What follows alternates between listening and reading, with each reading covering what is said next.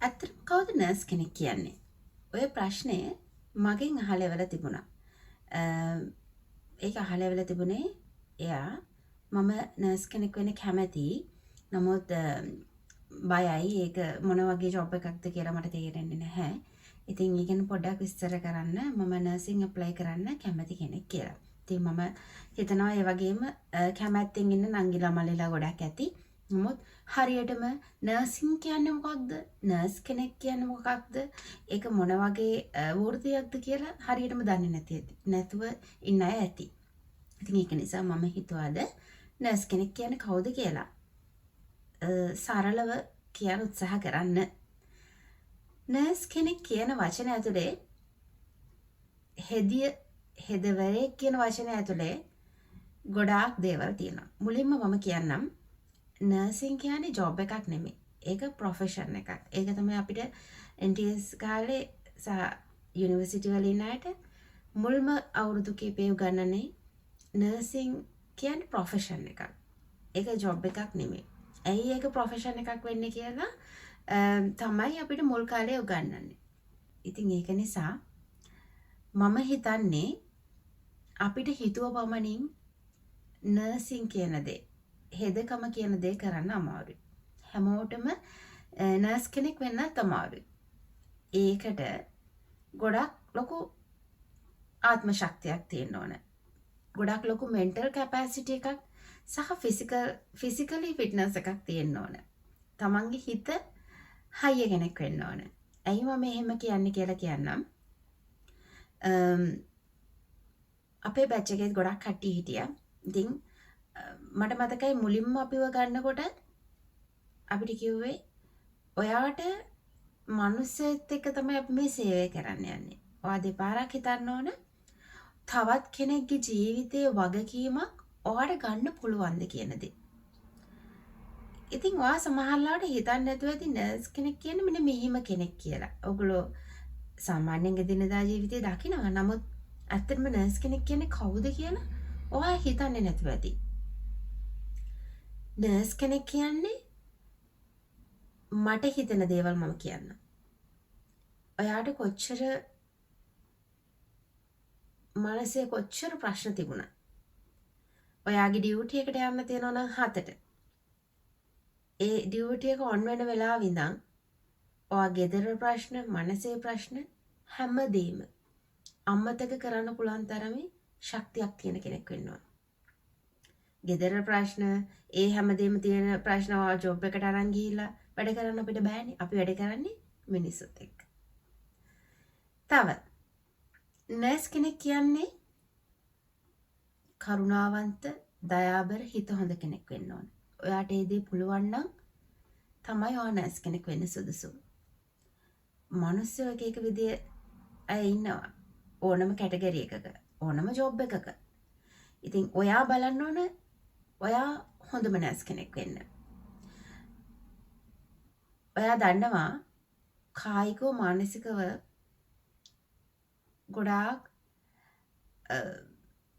අමාරුවෙක් ඡය තමයි අපි සේවය කරන්නේ. අපි මේ සේවය ලබා දෙන්නේ එහෙම අයට.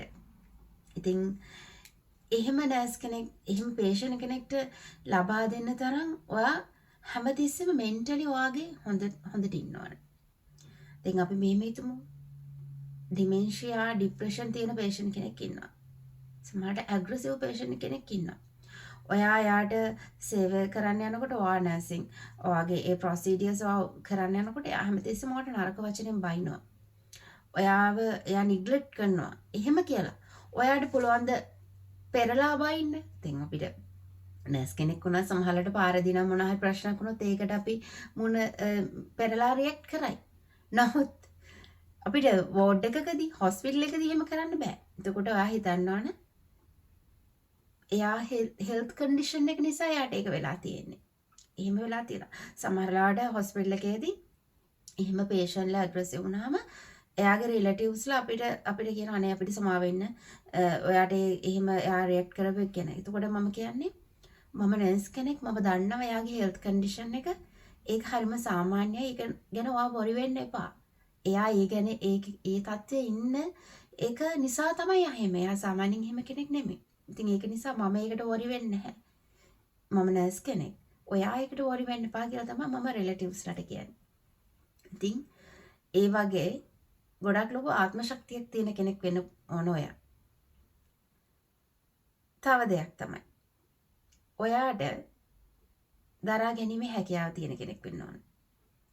ඔයා අපි දන්නවා අපිට ෆිල්ම් එකක් බලද්දී ඒකේ පොඩි දුක දෙයක් තියෙනවනේ ඇඬෙනවා. නමුත් අපේ පේෂන් කෙනෙක් නැති වෙනකොට අපිට එතන යත් එක්කම අඬන්න බෑ ෆැමිලි එකත් එක්ක. ඒ කියන්නේ අපිට එම්පති කියන දේ තියෙන්න ඕන. මට මතකයි NTS එකේ පළවෙනි ෆස්ට් ඩේ එකේ මම වෝඩ් එකේ ඉන්නකොට මම කෑ කරපු පේෂන් කෙනෙක් ඊළඟ දවස් උදේ යනකොට ඩෙත් වෙලා. ඒක මට ගොඩාක් දරා ගන්න අමාරු වුණා. මම රූම් එකට ගිහිල්ලා ගොඩක් ඇඬුවා. මම තක හිටපු ටීම් එක දන්නවා. ඒක හරිම අමාරු වුණා. ඉතින් පස්සේ තමයි කාලයත් එක්ක එම්පති කියන දේ අපි පුරුදුනේ. සහකම්පනය කියන දේ. ඉතින් එතකොට අපි දුක තමයි ඒ සහකම්පනය කියන දේ ඒ වෙලාවේදී එයාලත් එක්ක දුක බෙදා ගන්න ඕනේ. එයාට අපි එතන ඉන්නවා කියන දේ පෙන්වන්න ඕනේ රිලේටිව්ස්ලට. ගොඩක් කලාවට අපිට නර්ස් කෙනෙක් විදිහට ඔයාට පුළුවන් වෙන්න ඕනේ අනිත් කෙනාගේ සපත්තුවට බහින්න. හැමතිස්සෙම හිතන්න ඕන ඔයා තීරණ ගන්න කලින් ඒ පේෂන් එහෙම හිතන්නේ ඇයි? මම එතන හිටියනම් මම කොහොමද හිතන්න ඕන? අන්න එහෙම. ඇත්තටම අද පටන් ගත්තේ නම් කතා කරලා ඉවර කරන්න බැරි මාතෘකාවක්. නමුත් කවුරුවත් මේ වීඩියෝ එක නොබැලුවත් එක්කෙනෙක් දෙන්නෙක් බලුවත් ඒක මට හිතෙනවා මට ලොකු ආත්ම තෘප්තියක් දැනෙන මාතෘකාවක්. මොකද මම හිතනවා එක්කෙනෙක් හරි ඒකෙන් නර්ස් කෙනෙක් කියන්නේ කවුද? සහ එක්කෙනෙක් හරි නර්සින් කියන දෙයට යන්න පෙළඹෙන මාතෘකාවක් වෙයි කියලා.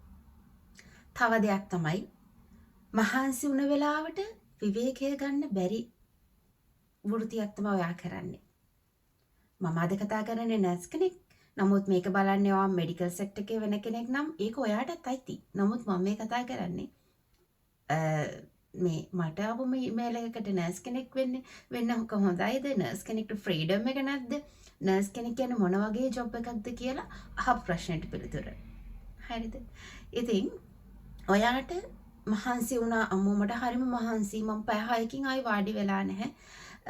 මට දැන් විවේකයක් ඕන කියලා එහෙම විවේකයක් ගන්න බැරි කෙනෙක්. එහෙම විවේකයක් ගත්තොත් අර හරියට වෙලාවට අපිට බෙහෙත් අපිට අවශ්‍ය වෙන පේෂන්ට් ඒක පාරක් වෙන්න පුළුවන්. ඉතින් එතකොට හැමතිස්සෙම ඔයාලට ප්‍රයොරිටයිස් කරන්න වෙන්නේ ඒ මිනිස්සෙගේ ජීවිතයේ වැදගත්කම, වටිනාකම. ඇත්තටම සමහරට ෂිෆ්ට් එක අන්තිමේදී තමයි අත්‍තරම කකුල් රිදෙනව නේද කියලා අපිට මතක් වෙන්නේ. මේ මම කියන්නේ මගේ අත්දැකීම් නෙමෙයි. නර්සින් කියන්නේ හැමෝගෙම අත්දැකීම්. ඒ හැමෝටම තියෙන්නේ මේ අත්දැකීම් කියලා මම දන්නවා. තව ඉන්ටර්නෙට් ෆේල් එකක් වුණා, පවර් ෆේල් එකක් වුණා කියලා ඔයගොල්ලන්ට සමහර අනිත් වෘත්තිවලට සමහරලාට වැඩ කරන්න බෑ. එතකොට ඒගොල්ලන්ට ගෙදර යන්න අවස්ථා හම්බෙන්න පුළුවන්. නමුත් අපිට එහෙම නෑ. ඉන්ටර්නෙට් ෆේල් එකක් වුණාද, පවර් ෆේල් එකක් වුණාද අපි වැඩ පටන් ගන්න වෙනවා. අපිට ඉන්ටර්නෙට් වලින් නම් අපි ඩොකියුමන්ටේෂන් කරේ අපි ඉක්මනට වැඩ පටන් ගන්න වෙනවා. අපේ අනිත් ඒ ලිපි ලේඛන ඔක්කොම ටික අරගෙන පේෂන්ට් බෙහෙත් ටික දීලා ඒ ටික කරන්න. ඊළඟට ඉක්මනටම ජෙනරේටර්ස් වලින් වැඩ කරන්න. එහෙම අපිට ඒ තියෙන වෙලාවේ කිසිම මේක අපිට විවේකයක් ගන්න පුළුවන් වෙලාවනේ කියලා එහෙම හිතන්න පුළුවන් කෙනෙක් නෙමෙයි. දවස ගානේ අභියෝග වලට මුහුණ දෙන්න සුදුසු කැමැතින් ඉන්න කෙනෙක්. සුදුසු කෙනෙක් වෙන්න ඕන ඔයා. ඒ කියන්නේ අපි හිතමු අද දවසේ තිබ්බ අත්දැකීම් නෙමෙයි ඔයාට හෙට දවසේ මුහුණ දෙන්න වෙන්නේ. ඒක සම්පූර්ණයෙන්ම වෙනස් අත්දැකීමක් වෙන්න පුළුවන්. ඉතින් ඔයා එහෙම බය නැතුව චැලෙන්ජස් වලට මුහුණ දෙන කෙනෙක් වෙන්න ඕන. ඒ වගේම තමයි නර්ස් කෙනෙක් වෙන ඔයාගේ ෆැමිලි එකම ඔයා පිළිඹු කරනවා, පෙන්නනවා. ඔයා අනිත් අය කියන ඔයාගේ බෑග්ග්‍රවුන්ඩ් එක, ඔයාගේ අම්මා තාත්තා හැමදෙනාවම පෙන්නන සංකේතයක් තමයි ඔයා නර්ස් කෙනෙක් වුණාම පෙන්වන්නේ. ඒ කියන්නේ ඔයා ෆැමිලි එකම ඔයාගෙන් මං හිතන්නේ අනිත් අයට පෙන්වුම් කරනවා. ඉතින් ඒක නිසා ඔයා ඒ අභියෝගය ජය ගන්න පුළුවන් කෙනෙක් වෙන්න ඕන. මොකද ඔයා හොඳ ගතිගුණ තියෙන කෙනෙක් විදිහට සමාජයේ අනිත් අයට පෙන්නන කෙනෙක්. ඒ කියන්නේ ඇත්තම විදියට ඔයා අනිත් අයට හොඳින් සලකන්න පුළුවන් කෙනෙක් වෙන්න ඕන. ඔයා හිතනවා නම් මට සමහරලාට කේන්ති ගියොත් අනිත් කෙනෙක්ට මට ඒක ඒ වෙලාවේ මමත් ඇග්‍රෙසිව් වෙනවා. මට ඒක කරන්න බෑ. සමහරලාට මට හොඳටම ඇඬෙනවා. මට තීරණ ගන්න බෑ ඉක්මනටම හදිස්සියෙම මොකක්ද කරන්න ඕන. එහෙම කියලා ඔයා හිතනවා නම් ඒක පොඩක් අභියෝගාත්මකයි. නර්ස් කෙනෙක්ට එහෙම බෑ. ඊළඟ මොහොත තීරණාත්මකයි. එතකොට අපි ඉක්මනටම පේෂන්ට්ගේ ඊළඟ දේ ඉක්මනට තීරණය කරන්න ඕන කෙනෙක්. ඉතින් අන්න ඒ විදියට ඔයා අභියෝගවලට මුහුණ දෙන්න පුළුවන් කෙනෙක් වෙන්න ඕන. තව දෙයක් තමයි හොඳ මතකයන් පමණක් තමන්ගේ පේෂන්ට ෆැමිලි මෙම්බර්ස්ට පේෂන්ගේ ඉතුරු කරන්න පුළුවන් කෙනෙක් වෙන්න. මොකද එයාට ඔයාගේ නම මතක නැතිවෙයි. ඔයාගේ මූණ මතක නැතිවෙයි. නමුත් එයා කියන්නේ මම අර ඇඩ්මිට් වෙලා ඉන්න දවසේ මට ඒ නර්ස් මෙන්න මේ විදිහට තමයි සැලකුවේ. ඉතින් ඔයා අනිත් අයට පෙන්නන්නේ නර්සින් කියන දේ තමයි හැම තුළ මතකයක් ඉතුරු කරන්න. ඉතින් ඔයා හැමතිස්සෙම බලන්න ඕන හොඳ මතකයන් ඉතුරු කරන්න. ඉතින් එහෙම කරන්න පුළුවන් වෙන කෙනෙක් තමයි නර්ස් කෙනෙක් වෙන්න ඕන කියලා මම හිතන්නේ. තව දෙයක් තමයි වෙලාවට ඉතින් අර මං කියන්නේ ලන්ච් ටයිම් එක හරියටම 1 ටී ටයිම් එක හරියටම 10. එහෙම කියලා අපිට නැහැ. එතකොට ඔයා එහෙම වෙලාවටම කෑම බීම ගන්න පුළුවන් කෙනෙක් නෙමෙයි. ඔයාට හම්බෙයි අවස්ථාව සමහරලාට හම්බෙන්නේ නැති වෙන්න පුළුවන්. එහෙම මටත් වෙලා තියෙනවා. අපි නොසිතූ විදියට අපිට මුහුණ දෙන්න වෙලා පේෂන්ට් කෙනෙක් ඇරෙස්ට් වෙලා එහෙම වෙලා අපිට කෑම ගන්න යනකොට අපේ කෑම එක පිළුම් වෙලා තියෙන්න පුළුවන්. ඉතින් ඒ වගේ අවස්ථා ඕන තරම් මගේ නර්සස්ලාට එහෙම වෙලා තියෙනවා. ඉතින් එතකොට ඒ වගේ අභියෝගයන් වලට මුහුණ දෙන්න වෙන කෙනෙක් වෙන්න පුළුවන්. සමහර වෙලාවට මම දැක්ක එක කමෙන්ට් එකක් තිබුණා ඔය නර්ස් කෙනෙක් කියන්නේ කැතගුණ අත ගන්න කෙනෙක් නේද කියලා. ඔව් හරි ඔයා හරි. කැතගුණ අත ගන්න කෙනෙක් තමයි. මට එක රිලටිව් කෙනෙක් කිව්වා ඒ ලේඩි කිව්වේ නර්සින් කියන දේ හැමෝටම කරන්න පුළුවන් දෙයක් නෙමෙයි. එයා කියනවා එයාට ගැස්ට්‍රෝ වෝඩ් එක ගාවින් යනකොට ඒ එන ස්මෙල් එක දරා ගන්න බැරි වුණාලු. එයාට පුදුම හිතුණලු කොහොමද මේ නර්සස්ලා ડોක්ටර්ස්ලා සහ අනිත් අය වැඩ කරන්න කියලා. එයා කියනවා එයාට ඕන තරම් සත්තුත් එක්ක ඉන්න පුළුවන්. එයාට සත්තුන් එක්ක ඉන්න එක එයාට ගඳක් දැනෙන්නේ නැහැලු. නමුත් එයාට ඒ මිනිස්සෙකින් එන ඒ ස්මෙල් එක එයාට දරා ගන්න අමාරුලු වෙන කෙනෙක්ගේ. ඉතින් ඔයා කරන ජොබ් එක වෘත්තිය හරිම උතුම් දෙයක්. කාටවත් එහෙම හැමෝටම කරන්න පුළුවන් දෙයක් නෙමෙයි කියලා එයා ඇප්‍රීසියේට් කරා. ඉතින් ඒ වගේ ඔයාට මිනිස්සෙක් එක තමයි මේක කරන්න වෙන්නේ. එයාගේ කැතගුණ අත ගන්න වෙනවා. අපිට ඒ වෙලාවට බෑ අපිට මේක කරන්න බෑ. එහෙම කියන්න බෑ. නේ මේක මට අයිති දෙයක් නෙමෙයි. මේක අපේ CSW ට කරන්න තියෙන දෙයක්. ඇටෙන්ඩන්ට් එහෙම කියන්න බෑ. ඕනම වෙලාවක ඕනම පේෂන්ට් කෙනෙක් අපි වෙනුවෙන් අපි පේනී ඉන්න පුළුවන් කෙනෙක් වෙන්න ඕන. ඒ වගේම තමයි ඔයා දන්නව නේද? ඔයාට ලෙඩක් දුකක් හැදුණු වෙලාවක ඔයා මොකක්ද බලාපොරොත්තු වෙන්නේ? ඔයාට සම්පූර්ණයෙන්ම ඔයාගේ රැකවරණය හොඳටම දෙන කෙනෙක්. මොකද ඔයා දන්නවා ඔයා දවස් ගානක් හොස්පිටල් එකේ ඉන්න පුළුවන්.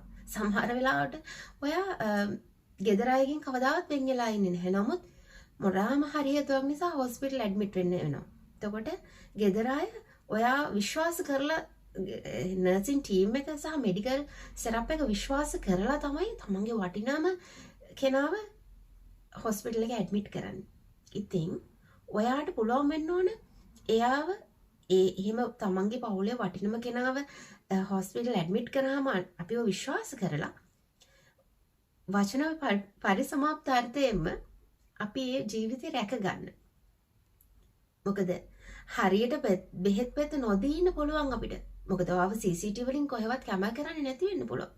නමුත් අපි මේ හෘද සාක්ෂියත් එක්ක එකතු වෙලා කරන වැඩක් තමයි කරන්නේ.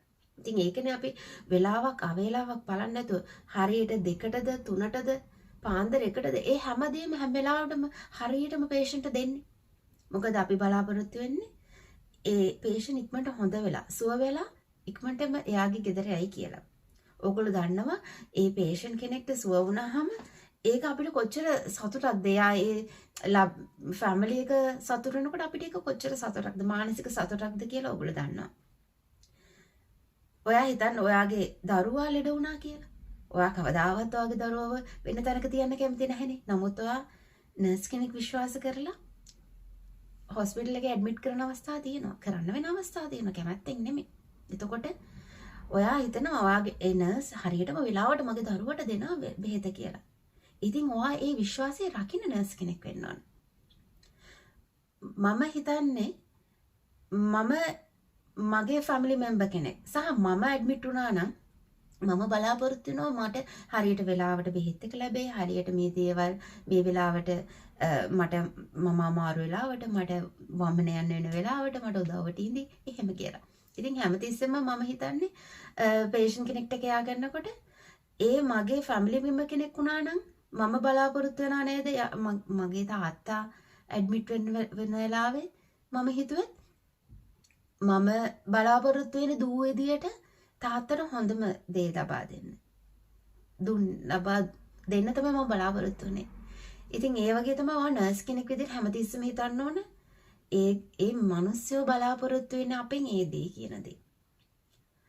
ඉතින් තව දෙයක් ඔයා හිතන්න ඕන දෙයක් තමයි මම හැමතිස්සෙම හිතන දෙයක් තමයි පේෂන්ට් කෙනෙක්ට කෙයා කරනකොට සමහර විට අපිට ඒ අවස්ථාව උදා වෙන්න පුළුවන් ඉස්සරහට අපේ ජීවිතේ අපිට දන්නේ නැහැ ඉස්සරහට. දැන් අපි ඉන්න වයසේ නෙමෙයි තව අවුරුදු 20කින් 30ක් ජීවත් වෙලා හිටියොත් ඉන්න වයස.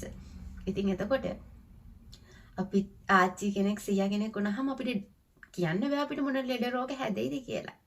ඔයා සේවය කරන පේෂන්ට් තියෙන ඩිමෙන්ෂියා කෙනෙක් නම් එයා හැමතිස්සෙම හිතනොන්න මේ අවුරුදු 80 ඉන්න ආච්චිට ඩිමෙන්ෂියා තියෙනවා. මම අවුරුදු 80 දී මට මොන ලෙඩ රෝගී තියෙයිද දන්නේ නැහැ. මම මේ තත්ත්වයට පත් වෙයිද දන්නේ නැහැ. ඉතින් ඒක නිසා මම මගේ උපරිම සේවය කරන්න ඕන මේ පේෂන්ට්. මම පුළුවන් විදියට කරන්න ඕන. මොකද මමත් කවදා හරි මේ විදියට ඇඳකට වැටුණා. එතකොට කොහොමද මම බලාපොරොත්තු වෙන්නේ? ඉතින් හැමතිස්සෙම ඔයා නර්ස් කෙනෙක් විදියට ඒ විදියට හිතන්න පුළුවන් කෙනෙක් නම් ඒ අභියෝග වලට නොබියව මුහුණ දෙන්න පුළුවන් කෙනෙක් නම් ඔයා තමයි සුදුසුම කෙනා නර්ස් කෙනෙක් වෙන්න. ෆ්‍රීඩම් එක නැහැ කියන එක නම් එහෙම දෙයක් නැහැ. අපිට එන්ජොයි කරන එහෙම ලයිෆ් එකක් නැහැ කියලා එහෙම දෙයක් නැහැ. ඉතින් ඔයාට ඔයාගේ සාමාන්‍ය ජීවිතේදී ඔයාට සාමාන්‍යයෙන් ඔයාට ඔයා වෙන්න පුළුවන්. ඒකේ කිසිම ප්‍රශ්නයක් නැහැ. නමුත් නර්ස් කෙනෙක් වුණාම යුනිෆෝම් එක දාගත්තාම ඔයා ඒ වෘත්තියට කැප වෙන්න ඕන. නර්ස් කෙනෙක් වුණාම ඔයාට ඒ වෙලාවේදී ෆෝන් එක යූස් කරන්න, ඔයාගේ එන්ටර්ටේන්මන්ට් කරන්න එහෙම මොකොත් බෑ. ඔයාගේ ෆැමිලි මෙම්බර්ස් ලගේ කෝල්ස් වලට ආන්සර් කරන්න එහෙම ප්‍රයොරිටි දෙන්න බෑ. ඔයා ප්‍රයොරිටයිස් කරන්න ඕන හැමතිස්සෙම ඔයාගේ පේෂන්ට්ව. ඉතින් එහෙම පුළුවන් කෙනෙක් තමයි නර්ස් කෙනෙක් වෙන්න ඕන. මම හිතන්නේ. ඉතින් මම හිතනවා නංගිලා මල්ලිලා ගොඩකට තිබ්බ ප්‍රශ්නයක් නර්ස් කෙනෙක් කියන්නේ කවුද? නර්සින් කියන්නේ මොකක්ද කියන දෙයට උත්තරයක් ලැබෙන්නේ නැති කියලා. තව එකතු කරන්න කැමති දේවල් තියෙනවා නම් එකතු කරන්න. ඉතින් මිනිස්සු මම කිව්වේ එක එක විදියයි. මිනිස්සු එක එක විදියයි. නමුත් මතක තියාගන්න ඔයා මොන රටක මොන විදියේ මොන කෙනාට මොන හැම තියෙන කෙනාට සේවය කරත් ඔයා සේවය කරන්නේ මිනිස්සෙක්ට. ඉතින් මේ මනුස්ස ජීවිතය අපිට වැදගත්. සුදුද කළුද මොන රටේද කියන එක නෙමෙයි වැදගත්. මේ මනුස්ස ජීවිතය තමයි අපිට වැදගත්. ඉතින් මම හිතනවා අද වීඩියෝ එකත් වැදගත් වෙන්නේ නැති කියලා. සෝදී මේ කතාව අහගෙන හිටියට ඉතින් තව එකතු කරන්න පුළුවන් දේවල් තියෙනවා නම් කමෙන්ට් කරන්න. සහ මම දන්නවා ඕගොල්ලෝගේ හිතේ ඇති තව දේවල්. ඉතින් ඒ දේවල් අපිත් එක්ක බෙදා ගන්න. සහ තව ඒ වගේ කැමති දේවල් මොනවද කියලා මැසේජ් එකක් දාන්න සහ සබ්ස්ක්‍රයිබ් කරලා අපිත් එක්ක එකතු වෙන්න කියලා ආදරයෙන් ඉල්ලා සිටිනවා.